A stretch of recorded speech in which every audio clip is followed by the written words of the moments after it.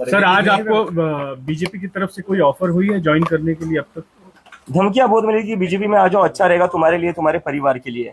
तो मुझे तो मतलब बहुत शर्म आती है कि इतने बड़े प्रधानमंत्री, इतने बड़े अमित शाह, उनके पोते की उम्र का मैं हूँ, उनके पोते की उम्र के बच्चों को इस तरह की धमकियां देते हैं।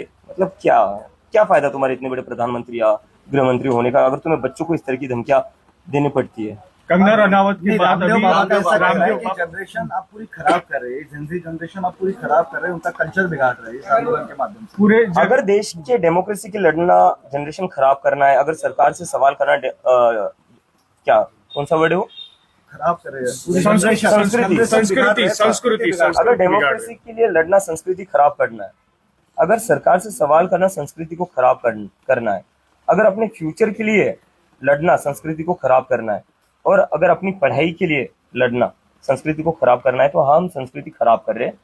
और मैं कहना चाहूंगा बाबा रामदेव जी से कि सर, पतंजलि के जो पोल्ट्री प्रोडक्ट्स बन रहे हैं ना, वो जो खराब हो रहे हैं, पहले उस पर ध्यान दीजिए। उस पर तो सुप्रीम कोर्ट भी बोल रही है उनको बैन कर दो।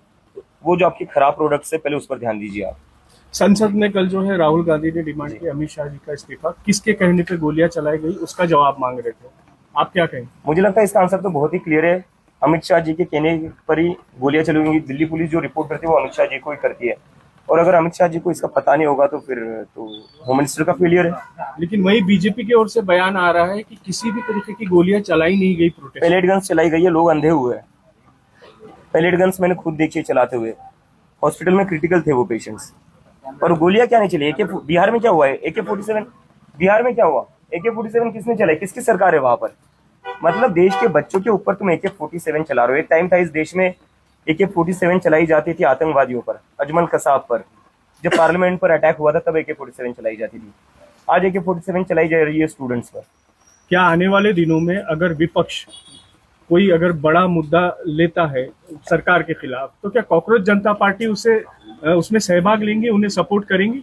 मुझे लगता है अभी सिर्फ विपक्ष ने, इस पूरे देश को एक साथ आने की जरूरत है।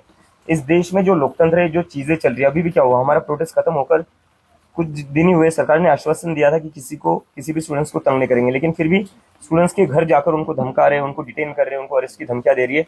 एक तरीके से लोगों की आवाज दबाने की जो कोशिश की जा रही है, उससे तो एक चीज साफ पता चलती है, ये सरकार डेमोक्रेसी में बिलीव नहीं करती है, लोकतंत्र में बिलीव नहीं करती है। इस सरकार की वजह से इस देश का डेमोक्रेसी और लोकतंत्र कमजोर हो चुका है। लोकतंत्र को बचाने के लिए, संविधान को बचाने के लिए सिर्फ विपक्ष नहीं, सभी लोगों को एक साथ आना पड़ेगा, और हम सब एक साथ आएंगे। विदेशी फंडिंग आपको हो रहा है, किया जा रहा है फंडिंग। मुझे लगता है अगर हमें विदेशी फंडिंग मिल रही है या हमें विदेश से कंट्रोल किया जा रहा है, तो ये तो अमित शाह जी का फेलियर है। फिर अमित शाह जी को भी रिजाइन देना चाहिए। इतने बड़े चाणक्य के होने के बावजूद विदेश से फंडिंग कैसे आ रही है, विदेश से कैसे कंट्रोल हो रहा है? सर, शिक्षा मंत्री पर प्रियंका गांधी ने जो बयान दिया, उसके ऊपर आप क्या कहेंगे? बयान क्या था, मैंने सुना नहीं। उन्होंने कहा था कि प्रियंका गांधी ने कहा कि ये भी वैसे है, जिसको हटाया गया बस उनकी रिप्लिका ही है, रिप्लिका है। हाँ, मतलब अब देखो बीजेपी में क्या है, उनके पास लोग भी तो नहीं है। अभी मैंने देखा वो शिक्षा मंत्री का कोई वीडियो वायरल हो रहा है, जहाँ पर वो जो गुजरात में बिल्किस बानो का रेप हुआ था, उसके रेपिस्ट का स्वागत कर रहे थे। तो ये पार्टी बस गुंडों और बलात्कारियों का स्वागत करने में ही इनका वही काम है। इस देश में कहीं पर भी बलात्कार होता है, बीजेपी के लोग पहुंच जाते हैं हारमाला लेकर कि भाई बहुत अच्छा काम किया तुमने, आओ तुम्हारा स्वागत करते हैं। कुलदीप सेंगर तो इनकी ही पार्टी का है। ये पार्टी में बलात्कारी और गुंडों का ही स्वागत किया जाता है और उनको ही सम्मान मिलता है, और बाकी जो हम जैसे नागरिक है, हम जैसे जो स्टूडेंट्स है, उनके लिए पैलेट गन है, उनके लिए लाठी है, और बिहार में तो AK-47 भी निकाल दी। We are people with a difference. We are the people of this country who believes in democracy, who believes in the Constitution of India, who believes in Dr. Baba Saheb Ambedkar, and who believes in the philosophy and values of Mahatma Gandhi. एक मराठीतला प्रश्न आहे की